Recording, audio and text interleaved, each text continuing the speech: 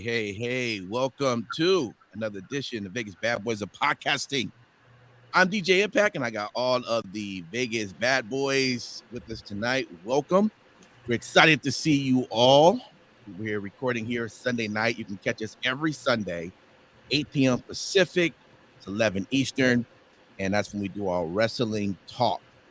And man, a lot of stuff is going on tonight. A lot of things is going on this week before we get the show. I'll tell you one quick thing, fellas, as I was preparing for the show. I know that the Oscars is on, and it looked like it was about to be a WWE match take place on that stage. I don't know if you have read or even saw what happened. I watched it live. Nah, what happened? And Chris Rock made a joke about Will Smith's wife.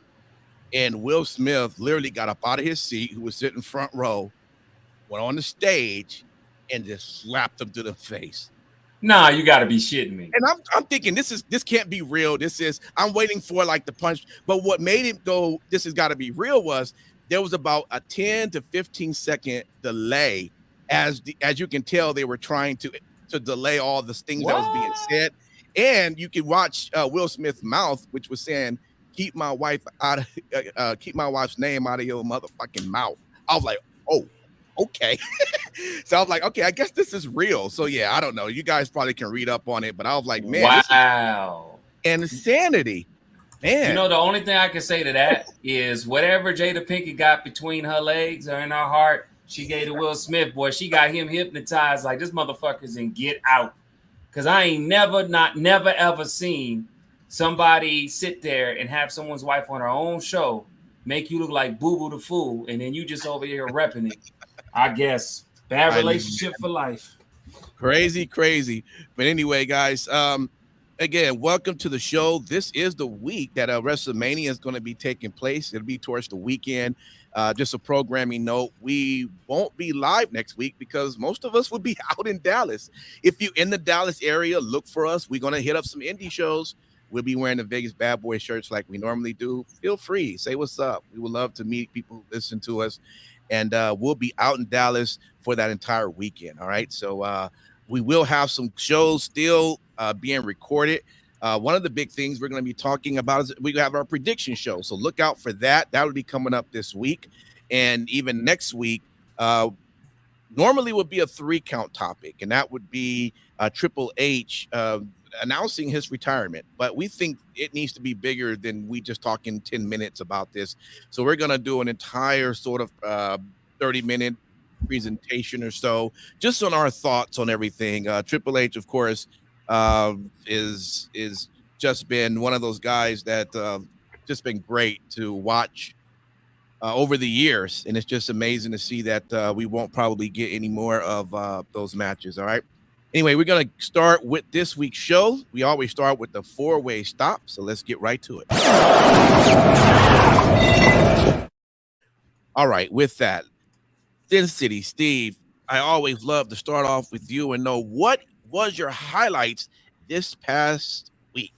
Well, so simply put, Lesnar and Reigns continue to set the pace. They continue to be the absolute best part the lead up to WrestleMania, as they should be. Their match is obviously, unquestionably, the main event of the 2-night WrestleMania, and they've done a really good job with building this thing up, making it feel like a match for the ages, whether it's with the use of the unification gimmick that, is only going to be around for a few weeks, or whatever the situation might be. They've done a great job with making things seem very important. And, keep in mind, this isn't the first time that these guys have wrestled. So they have wrestled in the past. So I think that they've done a really good job at making things fresh again with this matchup. Elsewhere, and again, this is being recorded Sunday night. Seth Rollins still doesn't have his WrestleMania dance partner, at least publicly. Right. Now, obviously, that may have changed by the time that you're hearing this. As Seth Rollins posted to his Twitter account a picture of a text message log with Vince, that his presence had been requested in Vince's office on Monday. So obviously, after losing via DQ to Edge, Rollins threatened to hold the entire episode of Raw hostage on the go home episode of WrestleMania Raw coming up tomorrow or today, again, depending on when you're listening to this, the go home episode of Raw before Mania. So we'll see where those things go, but those are definitely my headlines. I'm pretty sure it's written in the stars. Definitely. All right, let's go right over to you, Mr. Simon Street, man. What was your highlights this week, man? Man, a couple of highlights was NXT 2.0, the conclusion of the women's Dusty Cup Classic. I mean, that was cool. You know, you got Io Shirai and Kaylee Ray as women's champions. And so now they are going to be coming after them belts at Stand and Deliver, if I'm not mistaken. So I'm interested in that. That was my pick going in for them to win the whole thing. Also, too, the things are shaping up more with NXT 2.0 with the championship ladder qualifier. They had a good 2 matches, and so now you got Sikoa and you got Waller, and then we're gonna find out some more next week or this upcoming week. So that's pretty cool. And then also too, Raw. I was having fun because I had my son, and we were talking about Kevin. He was seeing Kevin Owens dressed up as Stone Cold, and so my son knows who Stone Cold is. And he sees him. He was straight upset. That ain't Stone Cold. Stone Cold's skinny. Kevin Owens. He said, "Who?" I told him it's Kevin Owens, but he was like, he's too big. And so that was the fun thing about it. But then last but not least, almost his huge reign of terror, if we'll even call it that, squashed the shit out of AKA Wannabe King. That was pretty cool too. And then last but not least was the AEW Rampage. I actually enjoyed it this week. Swerve Strickland versus Ricky Starks for the what is it called? The title that we don't know was, thank you. The title that I didn't even know was a real title because I don't watch AEW all the time, but that was a good match. And the aftermath of that as well was pretty interesting. I noticed anytime Keith Lee come out, he always let somebody hit his back fat on the back for a little bit, then it turn around and start hitting somebody. And I just wasn't even, I noticed he does that a lot in his matches. It's a very good thing to do. But that was my highlights. All right, man. Thank you. Matt Michaels, man, what you got? I think everyone kind of covered most of this stuff. Yeah. You know, the KO Austin thing was great, especially because the Chicago fans are fucking idiots. Twice they fell for it. And the best shot was when the glass broke and they had those audience shots ready. There was one black guy who he literally goes, "Holy shit!" And you know, they just brought it hook, line, and sinker. So yeah, you know what? They should have just played CM Punk's music too. Yeah. I'd also have to say the Miz jacking the mask from Mysterio. You know, and then there was someone, I forgot who, I think it was Russo, who brought up the fact that this was done back, you know, in WCW. And the idea that Vince probably didn't even know that this happened in WCW. And it's like, no, he probably didn't. And he doesn't remember it happened on his own television show 2 other times. So, you know, that's what happens. But outside of Solo versus Rowdy, which was a great little match there, you got to give all the props to the Alpha Academy and their Snickers commercial. Alpha Academy. I've always had some love for those guys, man. I want to see them expand out, but it's all right. We'll just keep it with them too. So, listen, like you said, everyone's practically said all the highlights. I will say, I am really excited about Veer Mahan, whatever. Veer, he has a set date. Dude, 92 weeks, you can't get his fucking name right. I know, for real, man. But you stuck the landing on Shanky. You know what? Well, you know what? They never say his name. For the last 92 weeks, you just see his name come across the screen and says coming soon. So you know. But nevertheless, we got a date for him. So how exciting for that. Yeah, I NXT. I'll talk about that a little bit later. I pretty much was enjoying the entire show from that one, and from Impact Wrestling, they had a Philadelphia street fight for the women's title. Tasha Steelz versus Mickey James, which was a really good match, and of course, how it ended was even more crazy. And you had, Chelsea Green, which has now been a good friend with Mickey James, decided to just pull a chair, which we thought she was just going to attack Tasha and Savannah, but she just sits the chair right there in the middle of the ring and decide to not do anything and watch both of those women just beat up on Mickey James. And then, of course, that now is going to start some rift between that. And then who comes out and attack Mickey? Matt Cordona. So I mean, Matt is just, I tell you, anybody named Matt is usually just like a bad guy. That's one thing I've learned about, anyone named like Matt or Matt. Oh, my bad. Sorry, Mike, because I just realized, you know what? I'm tripping. You're not a bad guy at all now. No objections. He's a different type of guy, but he ain't a bad guy. Right. All right, y'all. Let's go right to the Too Sweet for the week.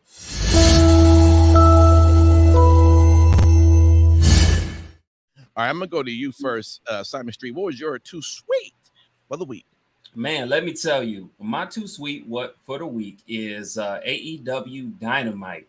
That beautiful X-rated confession that Tay Conti and your boy Sammy Guevara, for those who didn't watch AEW, he was kind of going back and forth with Dan Lambert as usual. It seems to be the ongoing thing. Mm-hmm. And they're holding new titles and everything, and Tay Conti was just kind of like, well, while you over there get your lips and your tongue all up on that belt, just realize me and Sammy was up in there and we was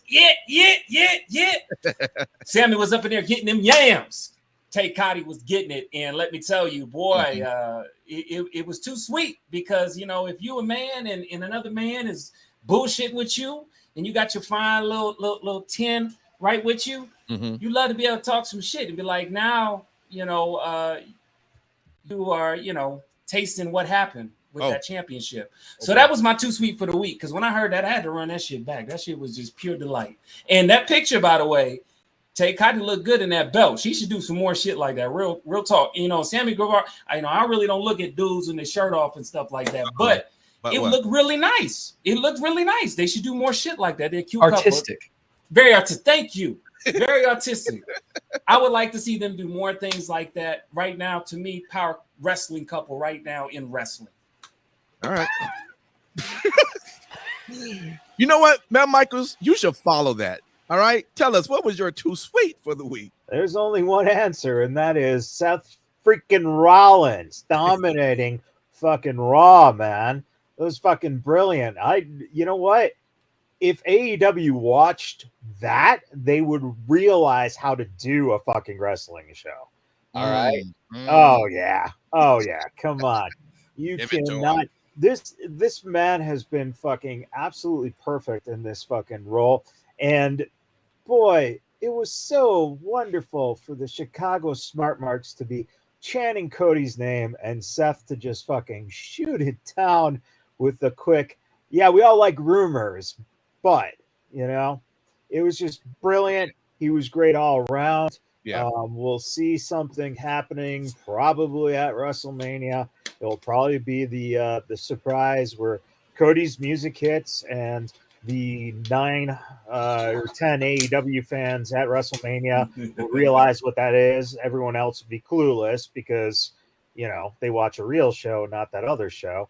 And then you'll get a great match, and you'll see that Cody Rhodes can actually deliver a good match when he's in there working with real wrestlers. So that would be the best thing to see at WrestleMania is Cody Rhodes actually getting a chance to work with a real wrestler like Seth Rollins. Oh my, Sin City, you've got to just like come on fire just based on all that. I know what to expect from Michaels every week, and every week he never ceases to amaze me with just the verbal vomit that comes out of his mouth. Whatever. Anyway, as for my two sweets for the week, let's be real. Gunther. Yes, I'm actually shouting out somebody from NXT. The sound of that chop to Duke Hudson will be something I won't soon forget. And I'm sure that Duke Hudson will be feeling for quite some time the effects of that chop. Gunther beat the absolute piss out of Hudson for that match. Obviously, give us freaking Gunther versus Breaker, but not yet, please. Continue to build Gunther as a dominant force. Obviously, he should. I'm not going to say squash, but he should dispatch of LA Knight at Stand and Deliver, and they need to continue working toward that. Elsewhere, CM Punk and Dax Harwood. These guys absolutely brought it, and they had an amazing match to kick off Dynamite. I said a couple of weeks ago that Tony Khan signed FTR because of their amazing in-ring work, and Dax proved that this week in a singles role, something that we don't really see all that often from him. And quite frankly, Punk looks arguably better in the ring than he did during his time in WWE. And here's why. He's more rested. He's obviously happier with what he's doing, and so he cares more. That makes sense, and it makes a huge difference. And last but not least, the biggest two sweep for the week is Kevin Owens cosplaying as Sin City Steve. After all those years of Sin City Steve cosplaying as Kevin Owens, I loved how he came out with the bald head, the beard, the black shirt. I mean, he made it work. Oh, he was cosplaying someone else. It doesn't matter. It was me. I think it was you, Sin City. I've seen you in the bar a couple of times hit somebody with a stunner and just start pouring beer on them. So hey, man, there you go. You know, I want to say that the Dax Harwood and CM Punk match was a good match as well. The only thing I was confused was, and maybe I missed this, and I'm being honest about this, but why were they fighting? Like, what was the reason? What did I miss? I missed something a few weeks ago. No, you didn't miss anything. So it was pointless because I was trying to figure out what should I care. It was a great match, but I'm like, what is the storyline about this? And the storyline was Punk gets another win over someone, so no one else can beat him. Why do they do 3/4 of the shit that they do on Raw or SmackDown? But there's usually something. There's a story attached to it. Even if it's shitty, there's usually still a story behind it. But these two were just, like I said, I'm not taking away that it wasn't a good match. I was just trying to figure out why I needed to be invested in it. I think that was my only issue. But I looked at it, was like, okay, this is great. Like if there was something that was realistically, it was CM Punk's first appearance back since the dog collar match. So it was his first match since the dog collar match. Okay. So they, quite frankly, you know, if you were just an outsider looking in, you would think, okay, well, CM Punk should just squash this guy. But if you'll notice, AEW, they largely save their squash matches for Rampage or Dark Elevation. So, okay, no doubt. I enjoyed the solo Sikoa versus Roderick Strong match. I thought that was really good too. Again, I thought all of NXT was just strong from top to bottom. But definitely that would have been one of my highlights outside of mentioning Seth and mentioning KO as well. I mean, that was great stuff. And, you know, and might as well mention even on SmackDown, I'm still enjoying, you know, what we're seeing come from Roman and Brock. Even that was a great highlight. I just love the fact that when Brock goes and sits on his couch and puts up his feet, it just breaks the table. I mean, that's just great. That's just great comedy. So yeah, that would be part of my highlight for the week. But it's nothing better than when we get to this week's WTF. You're gonna be up first, Michael. So get ready.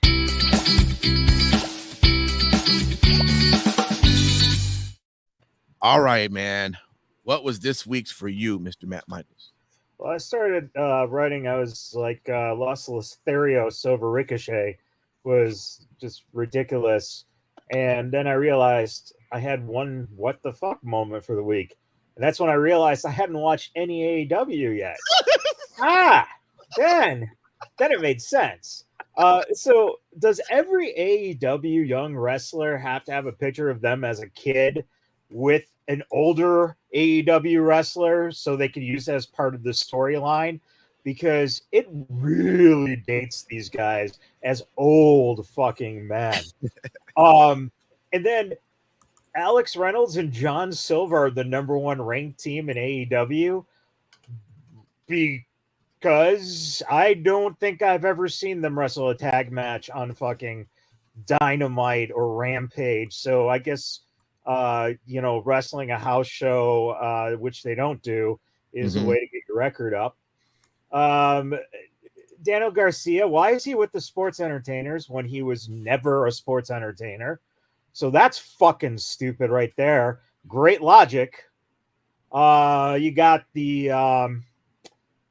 the wrestling company in AEW who just apparently loves to have guys swung into handrails in the audience and thrown down flights of stairs because that's wrestling right there. And then FTR, the real wrestlers, like Steve said, the reason that Tony Khan signed them is because they were so good, blah, blah, blah. And yes, they are forced to say the words, the ass boys on TV. Good for you, Tony Khan, calling them guys the ass boys. And holy shit, I'm only 35 minutes into this show. What the fuck? That first 35 minutes of AEW felt like I'd been there for 3 weeks. And I'll tell you, Scott Hall even rolled over in his grave because he was like, my God, this is the longest 35 minutes I've ever spent. And Went there. Ricky Starks makes more money than Jay Lethal, TJ. Yeah. Okay. You're done? Sure. Okay, great. So, okay, Simon Street, what you got? Wow. Well, y'all not going to believe this, but okay. I didn't know. At first, I didn't have a WTF for this week. I mean, really, I was somewhat satisfied with wrestling, or maybe it's just because I'm just getting ready for WrestleMania weekend, and I just didn't give two shits. But I do got something for y'all. Okay. What I got is Bo Dallas is coming back. He says he now has open availability in his schedule, which is funny because I thought he had open availability in his schedule since he wasn't working in ring anymore. But he does have open availability schedule, and it was reported on Sports Entertainment that Bo Dallas talks about returning back into the ring. Apparently, during a virtual autograph signing, he had revealed that he was planning on returning to the ring the next few months, although he wouldn't give any specific details regarding it. So I thought that was a bit of what the fuck. But then I started thinking to myself, and, there's lots of people that need something to believe in. And I'll say this one line, and I'll cut it short on what my opinion is of Bo Dallas. But for all those that are sleeping on Bo Dallas, just remember, believe in what you feel inside and give your dreams the wings to fly. You have everything you need if you just believe. All right. That was Josh Groban, everybody. Josh Groban. Sin City Steve, what do you have? Dude. Is the list that long? So the thing is, I could build my own what the fuck just from the fucking drivel that comes out of Michaels' mouth on this show every week. And that would be enough to fill my time slot. Anyway, first things first, Apollo Crews and Commander Aziz getting stacked and pinned like two geeks. Every year post-Mania, WWE does their budget cuts. those motherfuckers had better not check their phone the week after Mania.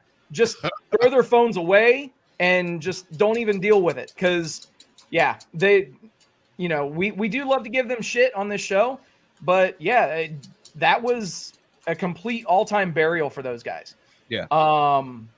Anyway, also, the winners of the Dusty Classic Tag Team Tournament choose to use their awarded title shot not for the tag team titles, but to make the Stand and Deliver women's singles title match a fatal four-way match. What the absolute fuck? I mean, I guess this is apropos considering half the teams in the tournament didn't want to be in the tournament to begin with, but still. Now there's been some conflicting reports. Gigi may be injured, so that might be why they're trying to cover it up with that. But there still, I mean, they could have used that title shot at some point, you know, down the road, let her heal up through whatever she's dealing with. But still, what the fuck? You're winning a tag team tournament, and still you're going to go after a singles championship instead. And then lastly, Red Velvet and Layla Hirsch for the 85,303rd time on AEW TV. I mean, no wonder why the crowd was not into that match. They've seen it so many times, and they don't have an emotional attachment. To your point earlier, DJ, they don't have an emotional attachment to either woman in that match. Nor who really cares, because they're going to face each other in a week, maybe 2 weeks again anyway. Doesn't fucking matter. What the fuck? Yeah, and I gotta tell you, Michaels had mentioned Jay Lethal, and I'm just so I haven't been this heartbroken in so long, because why is his job is to job? I don't understand that. This guy was the top of Ring of Honor. He was with the Foundation, and the group was even at the top at that time. And oh man, help me out, Sin City Steve. Who's over there at Impact from ROH? Kenny King. ROH, the pure champion. Oh, the pure champion, Gresham. No, is Gresham still the champion? Gresham, yeah, Gresham's still the champion. Yeah. Well, Gresham is the world champion. He's not the pure champion. Right. Oh, that's right. You're right. That's right. Couldn't think of his name. Thanks, man. Having a brain fart. But yeah. So Gresham, he's over there in Impact. He showed back up this week, which was great to see him. But you see how he's being treated, you know, in a storyline compared to how Lethal is being treated, and it just, to me, doesn't make any sense, you know. And even during Rampage, there had, you know, when he was backstage for a moment, he kind of, when he was being interviewed, he was like, "Yeah, I guess I don't know what to do. I guess I'm back down on the list." What the fuck? You're Jay Lethal. I don't understand why. Oh man, I'm really that's a what the fuck for me. Seriously, Impact. You know what that's called? It's called a lethal consequence. Okay.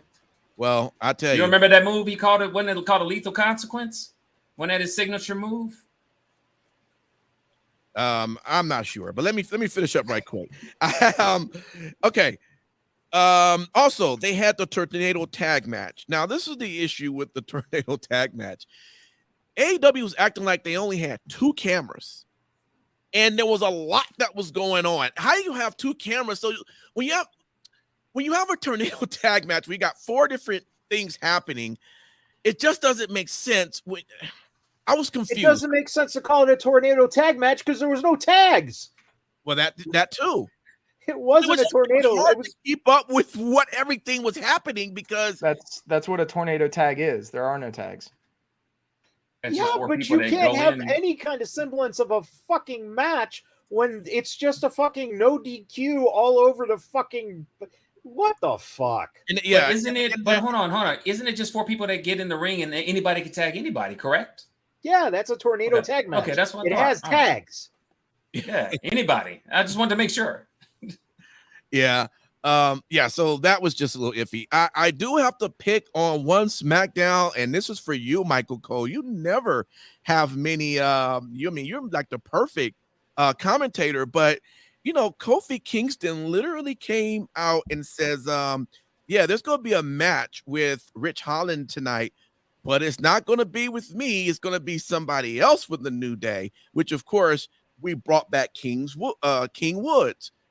Well, they get into the ring. You literally hear Michael Cole, I think I wrote a little bit down, said, Kofi Kingston goes one-on-one with Rich Holland.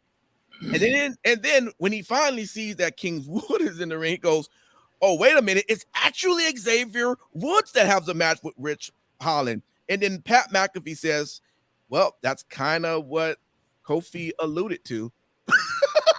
It didn't even allude to. He literally said it, that I don't have a match with you. Kings would do. So it's all good. I mean, Michael Cole had a moment. Maybe it's a senioritis, but it is a what the fuck. So DJ, what's his name? King Woods? No, Holland. Holland. What's his first name?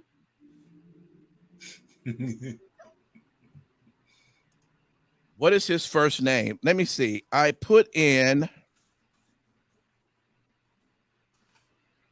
have here Rick Collins. Rich? Holland. Rich? Yeah. What is it? Reach? So you just ragged on Michael Cole about not fucking paying attention, and for weeks on end, the guy's name is Ridge, Ridge. Ridge. I thought it was Rich. It's Ridge. Well, that's why I just said Rich. Well, shit, it's better than Butch. It's better than Butch. Well, thank you, Matt Michaels, for paying attention to know that his name is Ridge. You must be a big fan of Ridge Holland, because I just watched the show. Oh, God. All right. Let's go into our next one, which is the Lookout.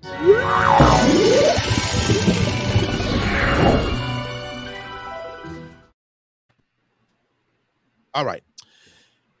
How about you, Sin City? We go back to you. What you looking out for? So actually, this kind of ties in with something that you had just mentioned, DJ. I am going to be looking out for the character tweak or the edge or the heel turn that is going to happen with Jay Lethal. I think that whatever they do to his character is going to be great. And quite frankly, he's kind of gotten stuck in the I'm just happy to be here kind of trope. And that's the thing that really sucks to see. So I definitely agree with you that, he's kind of out in the middle of nowhere. I don't know what they're going to do, but the fact that they gave him a backstage vignette and they had him questioning what he needed to do differently, that definitely is a very good thing, because that means that they know that they need to make a change. So be looking for some sort of a change. I'm sure that no matter what it is, Matt Michaels will surely bellyache, bitch, whine, gripe, and complain about it in about 3 weeks. Elsewhere, something else I'm looking out for is the stable finally has a name, gentlemen. The Blackpool Combat Club. I love it. I'm very interested to see where this group consisting of William Regal at the head of it, along with Bryan Danielson and Jon Moxley. They also made allusion to the fact that Wheeler Yuta is going to attempt to worm his way into that stable. So I'm looking forward to that. I really would like to see who else they're going to bring along, because at this point it's obvious that they're going to use that to bring younger talent in, underutilized talent, get them over. And I'm very, very interested to see where all this goes. No doubt. Simon Street. For me to be on the lookout for, and it's because I didn't really get a chance to really see her and what she needs to be, is Tiffany Stratton. I've been kind of watching her since she kind of came in, and she's somebody who has almost pretty much everything she needs. And I know there's a couple other people that you probably name on NXT 2.0, but she's somebody for me that stands out. Other than the fact that she's drop dead gorgeous, She has very good athletic, prowess in the ring for the most part for how green she's supposed to be. And the cool thing is she's really good on the mic, and she's somebody that I really want to see them push. And I do believe that's what they intend to do. So Tiffany Stratton, 100%. All right, cool. Matt Michaels. Well, Steve, I would go a step further on Apollo and Aziz, and basically say that everyone except Finn and Damian Priest, who will be on the Andre the Giant Memorial Battle Royal this Friday, should not check their phones, because that's, if you're in the unemployment line, look for any of those guys, because you'll probably see them just a stone's distance away. Yes, April 4th is Veer Day. Or as we like to call it, VE Day. Right? VE Day, Veer Day. Something like that. I don't know. Sounds very green. Possibly. It's very infectious. And the lookout needs to go to all professional wrestlers. Protect your nuts. For God's sakes, for 50 plus years, guys have been taking nut shots, and no one seemed to have realized this yet, that apparently nut shots are the key to winning matches. So wear your cups and get that shot to protect you from VE Day. Oh Lord. So all right, cup your noodle. couple of things that I'm looking out for still. I'm ready for the Josh Alexander and Moose match. I'm ready for that title to go ahead and come to Josh Alexander. It was a great show this past week where he pretty much just beat up on Moose just for showing up at his house. And hopefully Josh Alexander yelled at his wife too for even opening the door, but that's another story. What else? I'm advocate spousal abuse. I said yell. I didn't say hit, Mr. Michaels. What I'm really looking out for also, night 2 of WrestleMania. I mean, you know what? I hope they stop with the 2 nights. But if they're going to keep going, it would just be night 2. Okay? Because that's the card right there that I'm excited to see. But that's it for that. That's all I got. Let's move over into our best in show. And let's do that right now.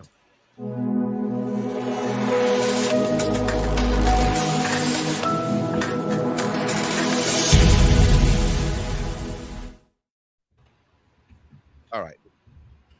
Best in show for me, again, top to bottom, was just NXT 2.0. I enjoyed all of the matches that we got a chance to see. Storylines was great. Ron Breaker, Bobby Roode. I haven't seen Bobby Roode, in a match, Mr. Glorious in a minute. But again, it was cool to see that. Grayson Waller, listen, man, this guy right here, it took me a minute, but out of all the 2.0 guys, I'm a fan of this dude right here. I think he's going to be Mr. Ultimate heel guy. He plays it well, and I love that move he does, that running between the ropes doing the finisher. I just think that's great as well. NXT was definitely the show for the week for me. How about you, Simon Street? What do you choose? Mine is very similar to yours. NXT 2.0 actually just had a really good leading everything up to Stand and Deliver happening on April 2nd. Things is looking good, man. You got the Fatal 5-Way ladder match, North American Championship. I mean, you got singles match with, I didn't think I was going to care about Tony D'Angelo and Tommaso Ciampa, but after this week, I kind of care. Then you got Mandy Rose versus Cora Jade versus Io Shirai, and Kaylee Ray. I mean, the card looks stacked. I'm almost kind of beating myself up because, I ain't going to go. But at the end of the day, it's still going to be a good show, and I'm going to watch. And NXT just did a good job. They made me care about Stand and Deliver coming up. Yeah, absolutely. How is it for you, Matt Michaels? Raw all day. Raw. Can't go wrong, man. Little Seth Rollins goes a long way. And in terms of getting the the momentum going into WrestleMania, yeah, hands down Raw. No doubt. And how about you, Sin City Steve? AEW Dynamite. Yeah. Point blank. It honestly, from top to bottom, outside of the Layla Hirsch match that I mentioned earlier, Yeah, completely enjoyable 2 hours of TV. I wish every wrestling show that I watched during the week went as fast for me as Dynamite did. I don't know what to tell you, Michaels. I don't know what to tell you. Oh my God! Well, Well, they're still on match 3 right now. Hey, bro, still going. Look, I get it that you much rather prefer angles and storylines and things like that to in-ring product. It's just, hey, it's not your style or not your flavor ice cream, bro. Sting and I get it. Sting and Matt Hardy fucking wrestling in that fucking abomination. Yeah.